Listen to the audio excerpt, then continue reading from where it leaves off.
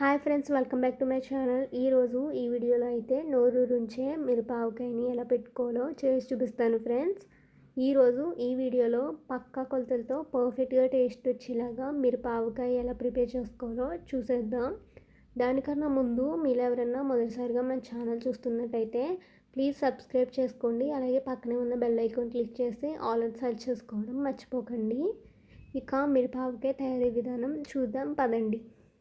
First నేను ఇక్కడ బెంగళూరు మిరపకాయలు, బజ్జీ మిరపకాయలు అంటారు కదండి, ఇవి ఒక 250 గ్రామ్స్ తీసుకున్నానండి. పావు కిలో మిరపకాయలని శుభ్రంగా వాష్ చేసేసి తడి లేకుండా పొడిగుడ్డతో తుడుచుకుని పూర్తిగా ఫ్యాన్ కింద ఆరబెట్టి తీసుకుంటున్నాను.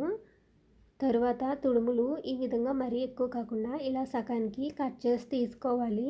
ఈ విధంగా కట్ చేసుకున్న తర్వాత నైఫ్ యూజ్ చేసి పచ్చిమిర్చి చుట్టూ కూడా ఇలా ఘాట్లు పెట్టుకోవాలండి. ఒక 3-4 మొత్తం పచ్చిమిర్చి అన్నిటినీ కూడా ఈ విధంగా ఘాట్లు పెట్టి తీసుకోవాలి.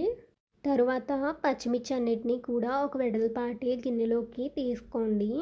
ఇందులో చిటికెడు పసుపు యాడ్ చేసుకోవాలి. తరువాత అరకప్పు కారం కూడా వేసుకోవాలి. 1 టేబుల్ స్పూన్ ఆవాలు, అలాగే 1 టేబుల్ స్పూన్ మెంతులు 30 సెకండ్ల పాటు ప్యాన్లో రోస్ట్ చేసుకుని చల్లారిపోయాక పౌడర్ చేసుకుని తీసుకుంటున్నాను.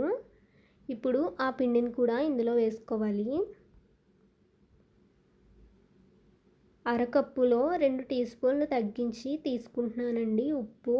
మీ దగ్గర కల్లుప్పు ఉన్నట్లయితే అది కాసేపు ఎండలో పెట్టి తర్వాత పౌడర్ చేసి వాడుకోవచ్చు, లేదంటే సాల్ట్ కూడా యూజ్ చేసుకోవచ్చు.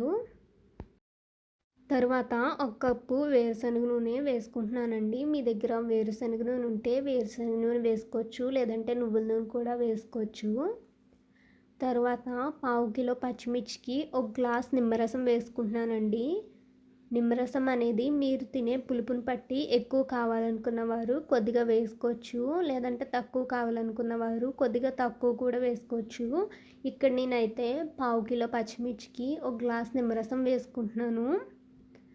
తరువాత అప్పటికప్పుడు పొట్లొలుచుకున్న 10-20 వెల్లుల్లి రేకులు వేసుకుంటున్నాను.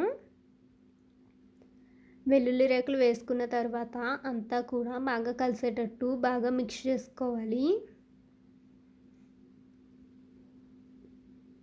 ఈ విధంగా బాగా మిక్స్ చేసుకోవాలండి, పచ్చిమిర్చి లోపల వరకు వెళ్ళేటట్టు.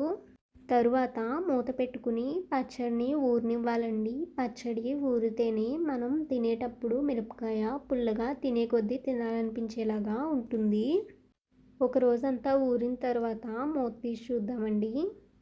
చూసారు కదా ఆయిల్ పైకి ఎలా తేలిందో. ఒకసారి బాగా కలుపుకుని ఉప్పు కనుక సరిపోకపోతే ఇప్పుడే అడ్జస్ట్ చేసుకుని వేసుకోవచ్చండి. ఉప్పు వేసుకున్న తర్వాత బాగా మిక్స్ చేసుకుని తడిలేని గాజు సీసా కానీ లేదంటే జాడీలో కానీ స్టోర్ చేసుకోవచ్చండి. ఈ విధంగా ప్రిపేర్ చేసుకున్న పచ్చడిని బయట పెట్టుకుంటే 4 నెలల వరకు ఏమాత్రం పాడవదండి. అదే ఫ్రిడ్జ్లో పెట్టుకుంటే 1 ఇయర్ వరకు ఏమాత్రం చెడిపోదు. అంతేనండి, ఎంతో టేస్టీ అయిన పచ్చిమిర్చి ఆవకాయ అయితే రెడీ అయిపోయింది. దీన్ని చేసుకోవడం అయితే చాలా సింపుల్ అండి. ఒకసారి మీరు కూడా ట్రై చేసి చూడండి. ఆ వీడియో కనుక మీకు నచ్చినట్టయితే లైక్ చేయండి, షేర్ చేయండి, అలాగే సబ్స్క్రైబ్ కూడా చేసుకోండి. Thank you for watching.